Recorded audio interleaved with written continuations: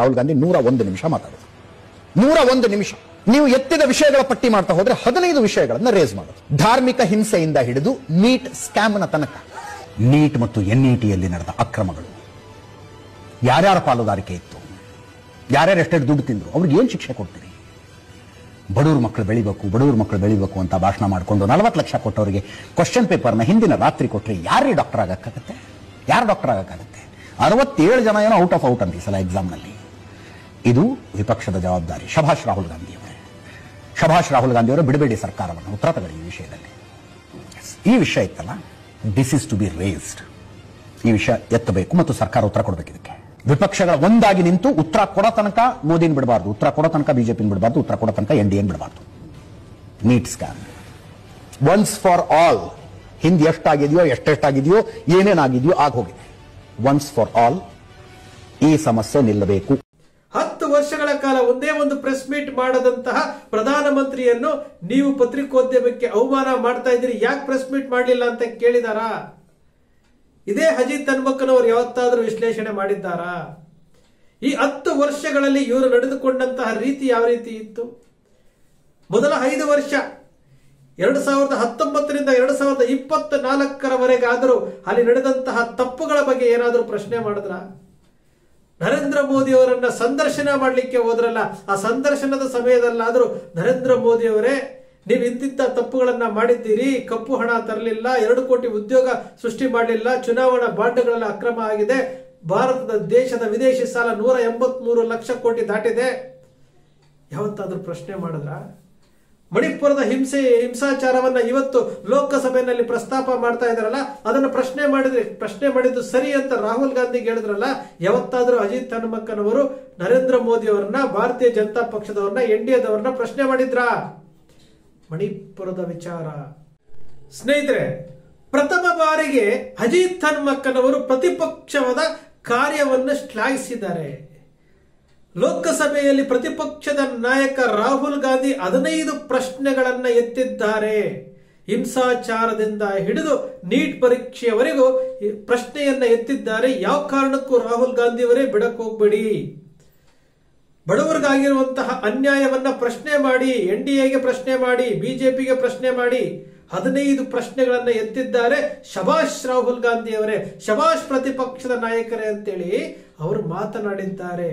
ಪ್ರಥಮ ಬಾರಿಗೆ ಬಹುಶಃ ಈ 10 ವರ್ಷಗಳಲ್ಲಿ ನಾವು ಕಂಡಂತಹ ಸುದ್ದಿ ಮಾಧ್ಯಮಗಳಲ್ಲಿ ಇವರ ವಿಶ್ಲೇಷಣೆಗಳನ್ನ ಕಂಡಾಗ, ಇವತ್ತು ಅಜಿತ್ ಹನುಮಕ್ಕನವರು ಎತ್ತಿರುವಂತಹ ಈ ವಿಡಿಯೋವನ್ನ ನೋಡಿದಾಗ ಪ್ರತಿಪಕ್ಷದ ಪರವಾಗಿ ನಿಲ್ಲುವಂತಹ ಈಗಲಾದ್ರೂ ಮನಸ್ಸು ಮಾಡಿದ್ರಲ್ಲ ಅಂತ, ಪ್ರತಿಪಕ್ಷದಷ್ಟೇ ಜವಾಬ್ದಾರಿ ಇರುವಂತಹ, ಪ್ರತಿಪಕ್ಷ ಮತ್ತು ಆಡಳಿತ ಪಕ್ಷವನ್ನು ಪ್ರಶ್ನಿಸಬಹುದಾದಂತಹ ಸ್ವತಂತ್ರವನ್ನು ಹೊಂದಿರುವಂತಹ ಕನ್ನಡದ ಸ್ಯಾಟಲೈಟ್ ಚಾನೆಲ್ಗಳನ್ನ ಮೊದಲುಗೊಂಡು ಭಾರತೀಯ ಸ್ಯಾಟಲೈಟ್ ಚಾನೆಲ್ಗಳನ್ನ ಯಾರಾದ್ರೂ ಯಾವತ್ತಾದ್ರೂ ಈ 10 ವರ್ಷಗಳ ಕಾಲ ನರೇಂದ್ರ ಮೋದಿ ಅವರನ್ನ ಪ್ರಶ್ನೆ ಮಾಡಿದ್ದಾರೆ? 10 ವರ್ಷಗಳ ಕಾಲ ಒಂದೇ ಒಂದು ಪ್ರೆಸ್ ಮೀಟ್ ಮಾಡದಂತಹ ಪ್ರಧಾನಮಂತ್ರಿಯನ್ನು ನೀವು ಪತ್ರಿಕೋದ್ಯಮಕ್ಕೆ ಅವಮಾನ ಮಾಡ್ತಾ ಇದ್ದೀರಿ, ಯಾಕೆ ಪ್ರೆಸ್ ಮೀಟ್ ಮಾಡಲಿಲ್ಲ ಅಂತ ಕೇಳಿದಾರಾ? ಇದೇ ಅಜಿತ್ ಹನುಮಕ್ಕನವರು ಯಾವತ್ತಾದ್ರೂ ವಿಶ್ಲೇಷಣೆ ಮಾಡಿದ್ದಾರಾ? ಈ 10 ವರ್ಷಗಳಲ್ಲಿ ಇವರು ನಡೆದುಕೊಂಡಂತಹ ರೀತಿ ಯಾವ ರೀತಿ ಇತ್ತು? ಮೊದಲ 5 ವರ್ಷ 2019ರಿಂದ 2024ರವರೆಗಾದರೂ ಅಲ್ಲಿ ನಡೆದಂತಹ ತಪ್ಪುಗಳ ಬಗ್ಗೆ ಏನಾದರೂ ಪ್ರಶ್ನೆ ಮಾಡಿದ್ರ? ನರೇಂದ್ರ ಮೋದಿ ಅವರನ್ನ ಸಂದರ್ಶನ ಮಾಡಲಿಕ್ಕೆ ಹೋದ್ರಲ್ಲ, ಆ ಸಂದರ್ಶನದ ಸಮಯದಲ್ಲಾದರೂ ನರೇಂದ್ರ ಮೋದಿ ಅವರೇ ನೀವು ಇಂತಿಂತ ತಪ್ಪುಗಳನ್ನ ಮಾಡಿದ್ದೀರಿ, ಕಪ್ಪು ಹಣ ತರಲಿಲ್ಲ, 2 ಕೋಟಿ ಉದ್ಯೋಗ ಸೃಷ್ಟಿ ಮಾಡಲಿಲ್ಲ, ಚುನಾವಣಾ ಬಾಂಡ್ಗಳೆಲ್ಲ ಅಕ್ರಮ ಆಗಿದೆ, ಭಾರತದ ದೇಶದ ವಿದೇಶಿ ಸಾಲ 183 ಲಕ್ಷ ಕೋಟಿ ದಾಟಿದೆ, ಯಾವತ್ತಾದ್ರೂ ಪ್ರಶ್ನೆ ಮಾಡಿದ್ರ? ಮಣಿಪುರದ ಹಿಂಸಾಚಾರವನ್ನ ಇವತ್ತು ಲೋಕಸಭೆಯಲ್ಲಿ ಪ್ರಸ್ತಾಪ ಮಾಡ್ತಾ ಇದಾರಲ್ಲ, ಅದನ್ನು ಪ್ರಶ್ನೆ ಮಾಡಿದ್ದು ಸರಿ ಅಂತ ರಾಹುಲ್ ಗಾಂಧಿ ಹೇಳಿದ್ರಲ್ಲ, ಯಾವತ್ತಾದ್ರೂ ಅಜಿತ್ ಹನುಮಕ್ಕನವರು ನರೇಂದ್ರ ಮೋದಿ ಅವರನ್ನ, ಭಾರತೀಯ ಜನತಾ ಪಕ್ಷದವರನ್ನ, ಎನ್ಡಿಎದವರನ್ನ ಪ್ರಶ್ನೆ ಮಾಡಿದ್ರ?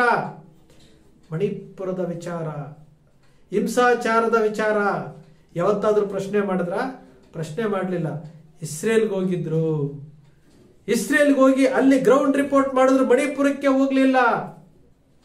ನಮ್ಮ ಕಣ್ಣು ಮುಂದೆ ಇದೆಯಲ್ಲ ಎಲ್ಲಾನು. ಇವತ್ತು ಏನು ನರೇಂದ್ರ ಮೋದಿ ಅವರು ರಾಹುಲ್ ಗಾಂಧಿ ಅವರನ್ನ ಛೇಡಿಸಿದ್ರಲ್ಲ, 99 ಬಂದಿದ್ದಾರೆ. 400 ಪಾರ್ ಅಂತೇಳಿ ಏನು 400ಕ್ಕಿಂತ ಹೆಚ್ಚು ಸ್ಥಾನ ಗಳಿಸ್ತೀನಿ ಅಂದವ್ರು ಗಳಿಸಿದ್ದೆಷ್ಟು?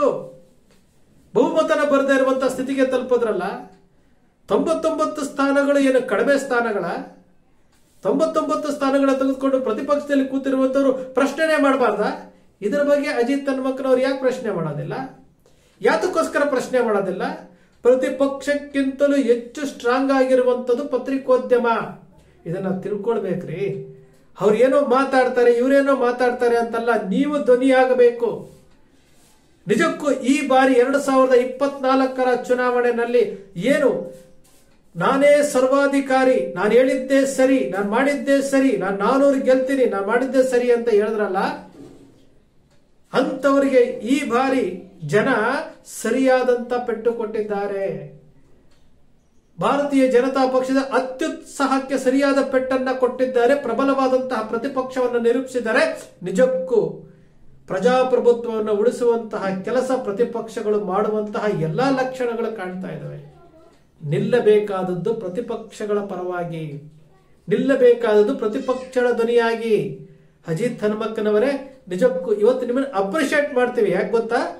ಕೊನೆಯ ಪಕ್ಷ ಈಗಲಾದರೂ ಪ್ರತಿಪಕ್ಷಗಳ ಕಾರ್ಯವನ್ನ ಶ್ಲಾಘನೆ ಮಾಡಿದ್ರಲ್ಲ. ನೀಟ್ ಅಕ್ರಮದ ಬಗ್ಗೆ ನೀವೆಷ್ಟು ಪ್ರಶ್ನೆ ಮಾಡಿದ್ದೀರಿ ಅಜಿತ್ ಹನುಮಕ್ಕನವರೇ?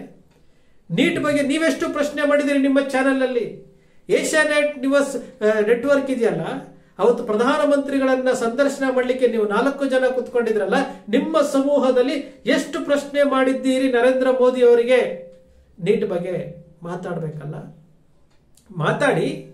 ಇನ್ನು ಮುಂದಾದ್ರೂ ಮಾತಾಡಿ. ಭಾರತೀಯ ಜನತಾ ಪಕ್ಷಕ್ಕೆ ಓಲೈಕೆ ಮಾಡಿಕೊಂಡು ತುತ್ತೂರಿಗಳಾಕೊಂಡು ಕೆಲಸಕ್ಕೆ ಬಾರದವ್ರನ್ನೆಲ್ಲ ಕೂರಿಸ್ಕೊಂಡು ಚರ್ಚೆ ಮಾಡ್ತೀರಲ್ಲ, ಮಾತಾಡಿ. ಇನ್ನು ಮುಂದಾದ್ರೂ ಮಾತಾಡಿ. ಕಷ್ಟದಲ್ಲಿರುವವರಿಗೆ ಧ್ವನಿಯಾಗಿ.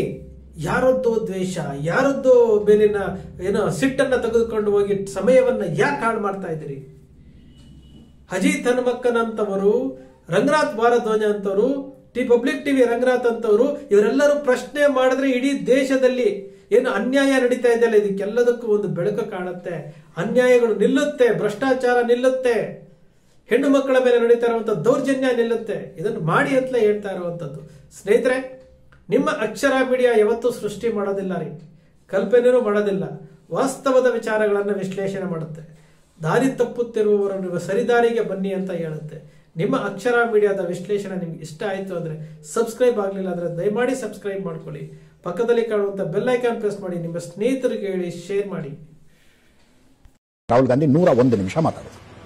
101 ನಿಮಿಷ ನೀವು ಎತ್ತಿದ ವಿಷಯಗಳ ಪಟ್ಟಿ ಮಾಡ್ತಾ ಹೋದ್ರೆ 15 ವಿಷಯಗಳನ್ನ ರೇಸ್ ಮಾಡೋದು. ಧಾರ್ಮಿಕ ಹಿಂಸೆಯಿಂದ ಹಿಡಿದು ನೀಟ್ ಸ್ಕ್ಯಾಮ್ನ ತನಕ, ನೀಟ್ ಮತ್ತು ಎನ್ಇಟಿಯಲ್ಲಿ ನಡೆದ ಅಕ್ರಮಗಳು, ಯಾರ್ಯಾರ ಪಾಲುದಾರಿಕೆ ಇತ್ತು, ಯಾರ್ಯಾರು ಎಷ್ಟೆಷ್ಟು ದುಡ್ಡು ತಿಂದ್ರು, ಅವ್ರಿಗೆ ಏನ್ ಶಿಕ್ಷೆ ಕೊಡ್ತೀರಿ?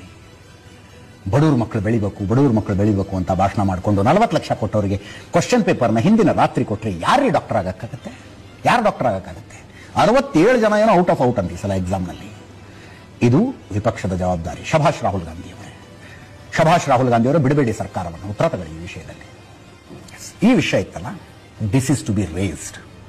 ಈ ವಿಷಯ ಎತ್ತಬೇಕು ಮತ್ತು ಸರ್ಕಾರ ಉತ್ತರ ಕೊಡಬೇಕು. ಇದಕ್ಕೆ ವಿಪಕ್ಷಗಳ ಒಂದಾಗಿ ನಿಂತು ಉತ್ತರ ಕೊಡೋ ತನಕ ಮೋದಿನ ಬಿಡಬಾರ್ದು, ಉತ್ತರ ಕೊಡೋ ತನಕ ಬಿಜೆಪಿನ ಬಿಡಬಾರ್ದು, ಉತ್ತರ ಕೊಡೋ ತನಕ ಎನ್ಡಿಎನ್ ಬಿಡಬಾರ್ದು. NEET scam once for all. ಹಿಂದೆ ಎಷ್ಟೆಷ್ಟಾಗಿದೆಯೋ ಏನೇನಾಗಿದೆಯೋ ಆಗೋಗಿದೆ. ಒನ್ಸ್ ಫಾರ್ ಆಲ್ ಈ ಸಮಸ್ಯೆ ನಿಲ್ಲಬೇಕು.